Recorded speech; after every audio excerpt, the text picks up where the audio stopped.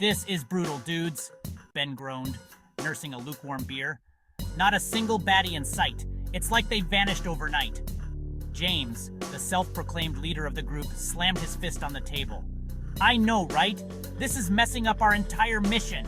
Harry chimed in, his voice laced with despair. My game is totally off without a crowd. We need those baddies to keep things interesting.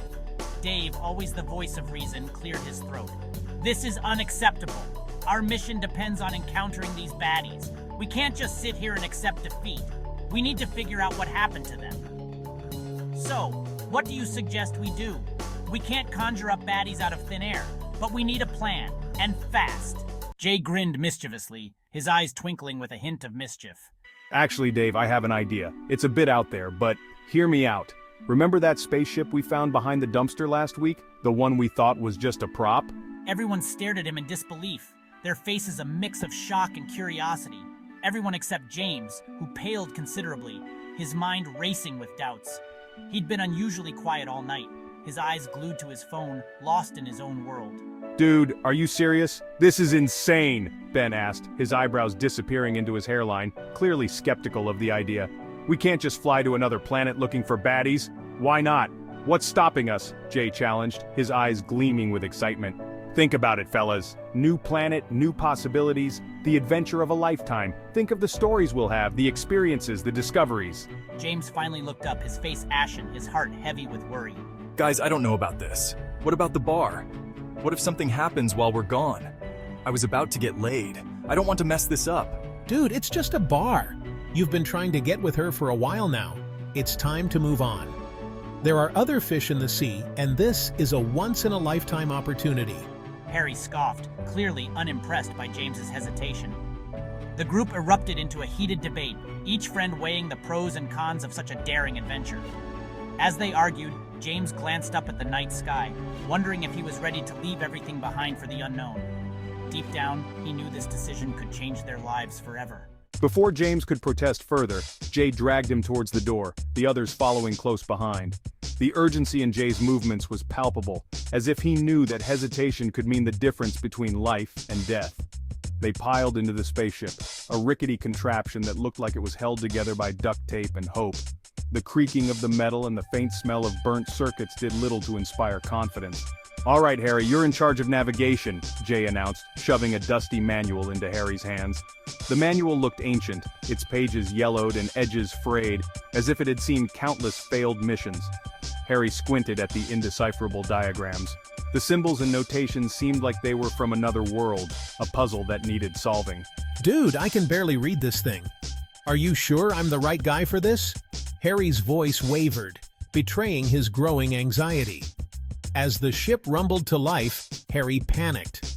The vibrations felt like an earthquake, shaking his confidence to its core. Jay, I don't know what I'm doing. We're all gonna die. Harry's eyes darted around, searching for any sign of reassurance. Hold my forehead, I feel sick. Jay, ever the supportive friend, clapped a reassuring hand on Harry's shoulder and gently held his forehead. His calm demeanor was a stark contrast to the chaos around them. Relax, dude. Just point the shiny end towards the brightest star and punch it. Jay's confidence was infectious, and for a moment, Harry felt a glimmer of hope. I can't take another bite of this space mush. Narrator. The journey was long, cramped, and fueled by a steady diet of dehydrated space food. Morale was low. Ben complained, pushing away a tray of gelatinous goo. It tastes like feet. Dave asked, his eyes wide with disgust. S4, you've eaten feet? That's not the point, Dave. The point is, I'm starving. Suddenly, James let out a whoop of excitement. Dudes, check it out! I found a stash of Roger's homemade tomato sauce! But their excitement was short-lived. James had used the tomato sauce for his failed science experiments, and now it was an unidentifiable, bubbling concoction. I might have also stuck something private in there. Dude, where are we? Narrator.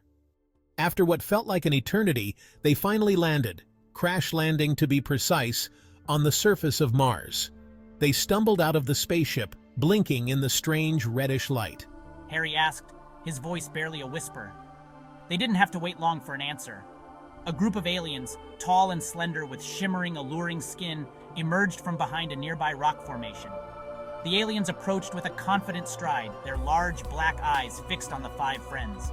The boys, feeling an unexpected connection, began to dance and move rhythmically with the aliens. Then, one of the aliens spoke in a smooth, flirtatious tone. Greetings, Earthlings. We've been eagerly awaiting your arrival.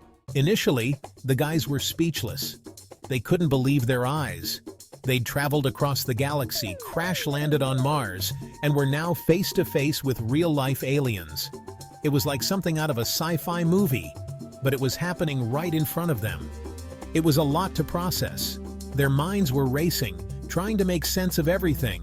But as they always did, the Fab Five quickly found common ground with the Martians. They started talking, sharing stories, and before long they were laughing together. The boys were curious and started asking the aliens about their majors. It turned out, even aliens stressed about choosing the right major. Who knew that intergalactic beings had the same worries as college students on Earth? Indeed, we have an entire faculty dedicated to the study of interdimensional wormholes. It's one of our most prestigious departments, Harry exclaimed, his eyes wide with fascination. The Martian nodded enthusiastically, clearly proud of their academic achievements. And just like that, the ice was broken. The initial tension melted away, replaced by a sense of camaraderie. Soon they were laughing and swapping stories like old friends. They shared tales of their adventures, their dreams, and their fears. As the Martian sun began to set, casting an eerie glow over the landscape, the party really got started. The sky turned shades of red and orange, creating a surreal backdrop for their celebration.